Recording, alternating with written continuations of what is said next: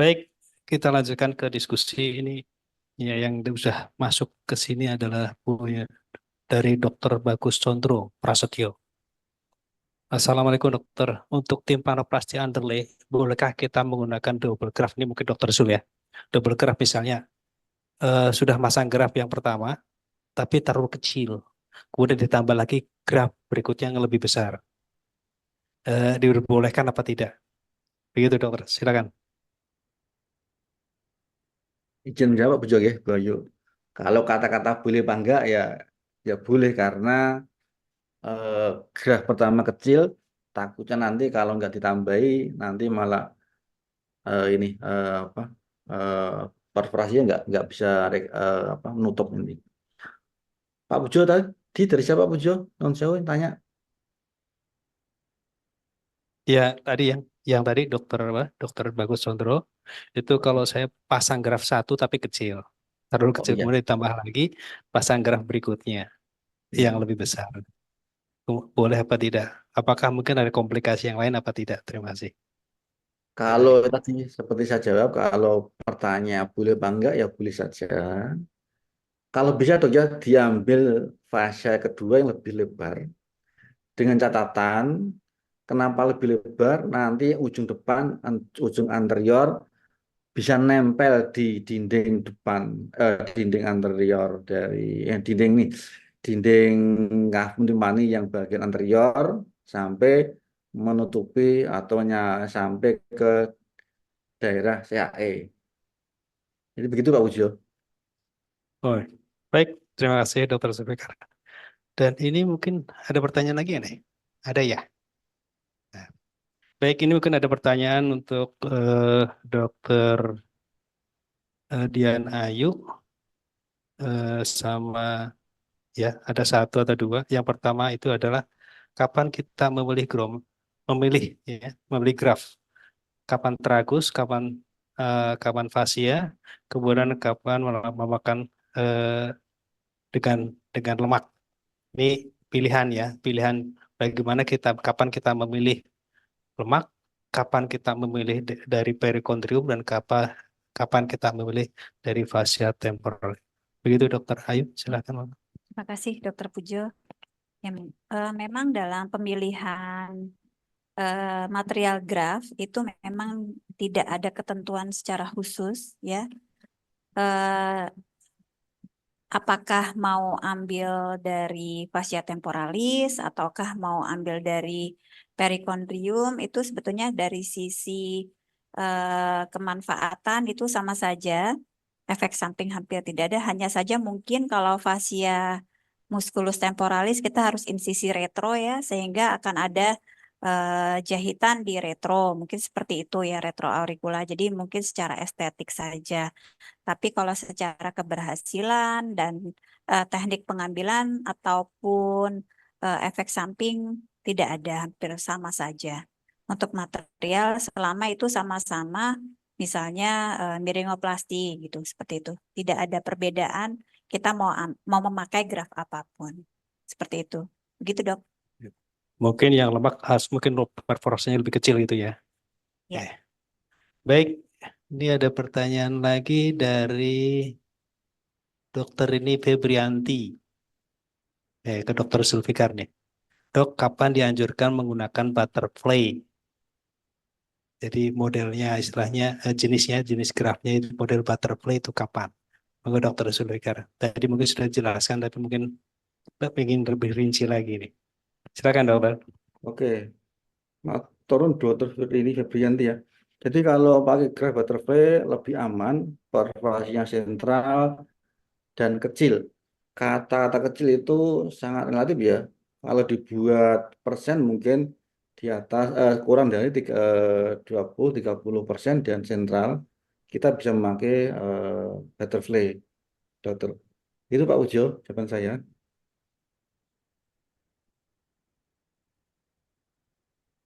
Baik, terima kasih. Mungkin tadi bisa menjawab. Kemudian ada pertanyaan lagi eh dari Dokter Binar nih, Dokter Zul atau Dokter Ayu silakan. Ini izin bertanya dokter untuk tingkat kegagalan pemasangan graf timpanoplasti hingga berapa persen ya kegagalannya. Monggo silakan, Pak Trun. Ya, mungkin saya mencoba menjawab, Dok. Ya, kalau untuk kegagalan ya, jadi sebetulnya mungkin kita bicara success rate aja ya. Kalau kesuksesannya justru lebih besar daripada kegagalannya. Untuk kasus miringoplasti tentu saja, karena memang untuk miringoplasti atau tipanoplasti tipe 1 kita sudah memiliki kita semua sudah mengetahui bahwa dilakukan apabila misalnya kelainannya tidak sampai mastoid, kemudian kavum timpaninya bebas inflamasi dan lain-lain, sehingga justru success rate-nya cukup tinggi. Apalagi kalau kita melakukan misalnya tindakan dengan menggunakan teknik underlay. Tadi mungkin sudah saya sampaikan pada slide saya bahwa success rate untuk eh, underlay teknik dan eh, underlay, inlay atau overlay itu kurang lebihnya sama. Jadi selama tidak ada penyakit lain atau tubanya cukup baik, kemudian tidak ada infeksi sekunder, saya kira untuk kegagalan cukup kecil persentasenya. Demikian, dokter. Baik, terima kasih Dokter Ayu. Mungkin bisa menjawab ya dari pertanyaan Dokter Binar ya. Ya, kalau masalah kegagalan biasanya ada sih kegagalan sekitar kalau 10% ada kegagalan seperti itu. Dari penelitian di UNER juga sama sekitar 10% kegagalan itu. Dari berbagai jenis perforasinya. Baik, ini ada pertanyaan dari Dr. Sri Hening Rahayu. Ya, mohon ini pertanyaan dari dokter. Maaf ini di luar topik, nggak apa-apa. Itu masih otologi kok, nggak apa-apa. Boleh, boleh, boleh. Kasusnya adalah pasien wanita dengan keluar cairan dari telinga kanan dan kiri 1 bulan. Riwayatnya kolesteatosis, apakah mungkin kolesteatoma ya, eksternal mungkin. Pada kedua telinga yang meluas ke posterior, membran timpani masih intak, otoskuler mastoiditis dengan penetrasi masih baik.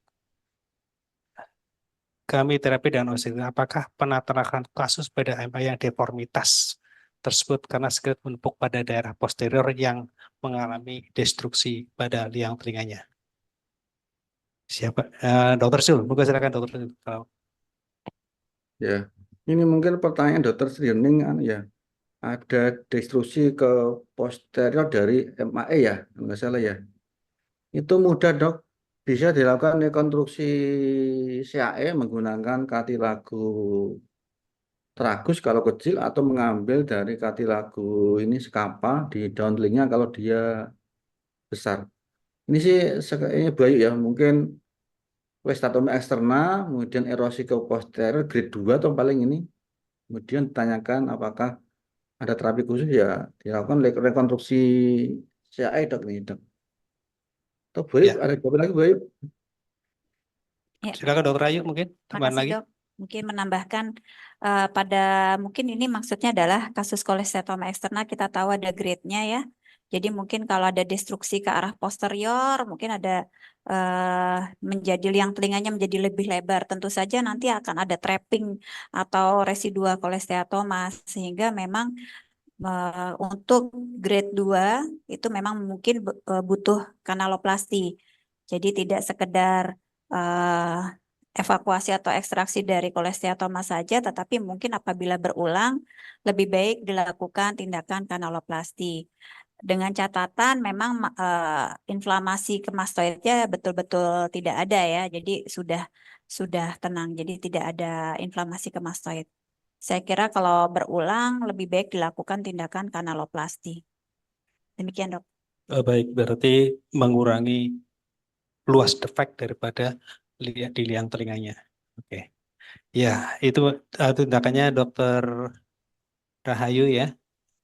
Sri Rahayu, mudah-mudahan silakan monggo dilakukan saja untuk dilakukan kanaloplasti. Jadi untuk mengurangi resiko infeksi yang ada karena faktor defek yang luas di ke arah mastoid. Baik, ada pertanyaan lagi dari Dr. Renato Vivaldi. Izin pertama dokter, pasien dengan postimpanoplasti yang disertai dengan anestesi kuren. Apakah opsi antibiotik lebih baik yang oral atau topikal? Kalau yang topikal, apakah ada indikasi khusus? Terima kasih. Monggo Dokter Ayu, silakan mungkin bisa jawab nih, Baik, Dok. menjawab. Ini yang dimaksud infeksi rekuren, infeksi telinga Mungkin yang tengahnya habis atau ya, mungkin di ada luar? perforasi, mungkin keluar cairan lagi nih Dok, mungkin gitu ya. Oh ya, baik. Em, Mungkin kita perlu review ulang apabila itu infeksi rekurennya adalah otitis media. Sehingga apakah tindakan operatif yang kita lakukan itu memang terlalu dini. Jadi memang tadi syaratnya kita melakukan operasi miringoplasti atau tipanoplasti memang harusnya inflamasi akutnya atau eksaserbasinya harus dihilangkan dulu, harus tenangkan dulu sehingga pada saat kita melakukan tindakan itu duranta op juga baik, post opnya juga akan memberikan outcome lebih baik dibanding kalau proses inflamasi berlangsung. Kemudian kalau misalnya recurrence, mungkin yang dimaksud adalah di luar kali ya. Di luar misalnya tympanomeatal flap-nya masih terbuka karena ada infeksi sekunder. Kalau menurut saya kita bisa tetap opsinya adalah topikal lebih dulu, Dok. Topikal terlebih dahulu, kemudian apabila tidak membaik bisa dipertimbangkan diberikan sistemik. Karena kami kalau melakukan tindakan atau setelah melakukan tindakan timanoplasti, kami jarang sekali, hampir tidak pernah memberikan antibiotik sistemik. Demikian, Dok. Oke, Jadi memang kita lokal lokal precautionnya hanya topikal antibiotik saja. Demikian, Dokter. oke. Jadi mungkin ini infeksi dari yang tadi yang apa dari perforasi, mungkin perforasi kembali, bisa saja ini bisa jadi terjadi suatu infeksi apa mastoiditis ya. Mungkin saja seperti itu, mungkin harus dikultur lagi atau diperiksa ulang lagi, mungkin begitu. eh ini ada pertanyaan lagi dari Dokter Dian. Izin bertanya dokter, perawatan pasca timpanoplasti bagaimana dok untuk mencegah infeksinya? Jadi memang komprehensif sekali. Silakan Dokter Zulfikar untuk bisa memberikan penjelasan kepada Dokter Dian mungkin. Oke, terima kasih Pak Pujo. Menyambung tadi yang pertanyaan Dr. Renato ya, sama Budian agak agak mirip ini. Jadi Pak Renato, Dr. Renato nanya kalau habis timpano kok ada infeksi, asumsinya adalah ada perforasi ulang mungkin ya.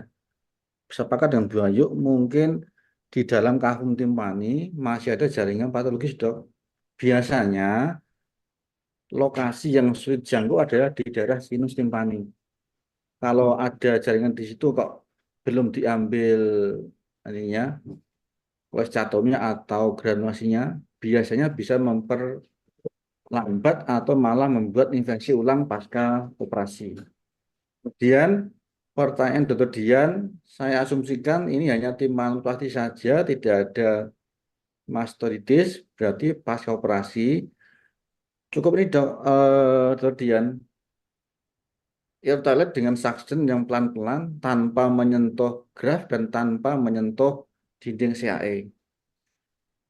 Kalau dia berjalan normal, minggu kedua pasca timpanoplasti, itu graft sudah jadi semua. Kalau minggu kedua kalau belum jadi atau masih hiperemis, biasanya satu air toiletnya tidak eh, tidak bagus karena ujung stasiun kita, terutama yang memakai logam, terkadang menambah beban infeksi di sekitar graft, sehingga graftnya mungkin buka atau kulit CA-nya malah terbuka juga. Jadi kuncinya adalah hanya di air toilet pasca timanoplasti selain dikasih topikal antibiotik. Begitu Budian. Sun Awojo. Baik, terima kasih Dokter Zulfikar. Mungkin ada satu lagi apa? Ini. Nah, ini ada pertanyaan yang menggelitik juga nih, dokter. Suatu kita timpanoplasti, tapi kita tidak punya spongostan. Apa sebagai pengganti spongostan itu apa? Harusnya mungkin ya kalau kita pakainya pakai fibrin glue kalau mau ya, tapi mahal itu harganya 3 juta ke atas ya. Silakan kalau punya pendapat lain, Dokter Zul sama Dokter Ayu, silakan. Ya, Dok. Eh, Mungkin bisa pakai lemak ya, Dok. Kalau menurut saya ya. Jadi itu memang justru malah autograf ya. Jadi kita bisa pakai penyangga dengan menggunakan lemak di lobulus. Saya kira cukup ya lemak lobulus yang ada di manusia untuk jadi komposit pengganti apa namanya spongosan atau gel foam. Saya kira itu bisa cukup membantu karena beberapa kasus saya juga pernah pakai itu untuk kasus-kasus yang misalnya infeksi banyak banget itu kalau pakai gel foam kayak mancing inflamasi ya. Jadi saya pernah memakai eh, lemak untuk penyangga grafnya. Jadi malah justru efek efek apa namanya auto efeknya tuh kecil gitu. Mungkin itu Dok kalau nggak ada SpongeBob, SpongeStan. Saya biasanya nyebutnya SpongeBob. Gitu Dok, mungkin bisa membantu. Ada masukan lain, Dokter Zul mungkin punya pengalaman lain? Ya, Bu Ayu. Saya sepakat ya. Kalau porsinya kecil, memakai lemak, tanda petik kepaksa tidak ada spontan, boleh lah, tidak masalah. Tetapi kalau misalnya porsinya besar, memakai fascia, kok tidak ada spontan, saya kira janganlah. Eman-eman ini, eman-eman pasiennya, kasihan dia. Karena gede banget pasti anu ini masalahnya. Itu Pak Ujo. Iya. Oke, baik. Terima kasih. Ini ada pertanyaan dari jauh nih, dari Aceh. Dokter Rizka Rahmi, Fakultas Kedokteran Universitas Syah Kuala. Izin dokter, apakah adakah perbedaan khusus tindakan epitympanotomi dengan artikotomi? Apakah pada pasien dengan porfosi daerah atik dengan ambang dengar kondisi ringan dan ketika daerah masih terdapat jaringan kenal minor, maka perlu dilakukan suatu tindakan mastodektomi? Terima kasih, Dokter Sul. Ini mungkin pertanyaan, perlu nggak ini mastodektomi dengan granulasi minimal pada daerah atik? Terima kasih. Saya izin ini ya share video dok, biar dokter Rizka itu eh, bisa memahami sebentar ya, maaf. Jadi kalau namanya epi, beliau nanya apa bedanya epitympanotomi dengan atikotomi. Mungkin video ini bisa membantu untuk menjelaskan. Jadi dokter Rizka dari Aceh, epitympani kan ada anterior, ada ini posterior. Kalau kita mau membersihkan yang epitympani posterior, sebaiknya dilakukan minimal simple mastectomy. Kemudian kita mengeksplor di daerah proses brevis incus sampai ke daerah sinus supratubal. Itu epitympanotomi. Tetapi kalau atikotomi biasanya dilakukan transkanal sehingga cukup dengan tanpa dilakukan simple mastoidectomy. Itu yang pertama. Yang kedua, apakah pada pasien dengan perforasi atik dengan ambang dengan ringan dan scan mastoid terdapat granulasi minimal, apakah perlu dilakukan mastoidectomy? Kalau yakin di mastoidnya tidak ada apa-apa, tidak perlu dok, menurut saya. Tetapi jangan kaget kalau dokter nanti baca buku lain, ada menyatakan kalau itu pasti atom, mending langsung dilakukan mastektomi untuk mengevakuasi semua jaringan patologis. Begitu Pak Ujo jawaban saya. Terima kasih Dokter Rizal. Jadi mastodektomi memastikan di situ istilah ada mastodektomi. Tapi memang lebih aman lagi dilakukan pemeriksaan CT scan mungkin ya. Wajib itu pemeriksaan CT scan itu wajib untuk kalau ada kolesteatma di daerah hati. Baik, ini ada pertanyaan lagi dari Dokter Hamam. Izin tanya dokter, untuk kompetensi dokter THT umum boleh mengerjakan sampai tahap mana, dok? untuk operasi telinga karena beberapa rumah sakit BPJS-nya tidak mau bayar ini karena belum konsultan. Nah, ini Dokter Ayu yang biasanya diurusan di rumah sakit. Silakan Dokter Ayu. Ya, Dok. Secara kompetensi dokter spesialis THT umum harusnya bisa melakukan miringoplasti ya dengan syarat memang tadi misalnya miringoplasti tipe atau tipe anaplastis tipe 1. Harusnya untuk tindakan mastodektomi simple pun itu kan kompetensi THT umum ya. Jadi harusnya juga bisa dilakukan oleh seorang dokter spesialis THT umum. Jadi harusnya tidak ada rejection atau unclaim dari BPJS terkait tindakan subspesialistik karena secara kompetensi itu sesuai dengan apa yang ada di kolegium bahwa SP1 itu bisa melakukan beringoplasti dan mastoidektomi simple. Saya kira harusnya tidak ada masalah untuk itu selama memang fasilitasnya ada di tempat tersebut. Saya belum pernah mendengar kalau ada yang tidak atau meminta keterangan konsultan ya untuk melakukan tindakan beringoplasti atau mastodektomi simple. Begitu, Dok. Oke, baik. Tapi bisa juga ada solusi Dokter Hamam, ada PKS ya dari rumah sakit itu dengan BPJS setempat. Pernah suatu kejadian seperti itu karena memang tidak ada tenaga yang lain dan di situ bisa dipekerjakan, ada PKS-nya. Kalau ada PKS-nya antara BPJS dan rumah sakit itu bisa, nggak masalah, Dokter. Ya, untuk Dokter Hamam, silakan langsung coba konfirmasi lagi ke BPJS setempat, mungkin dengan melalui direktur rumah sakitnya. Pernah kejadian seperti itu bisa, begitu. Mungkin ada pertanyaan lagi, saya? Izin menambahkan yang Oke, silakan. pertanyaan Dokter Rizka tadi, Dok.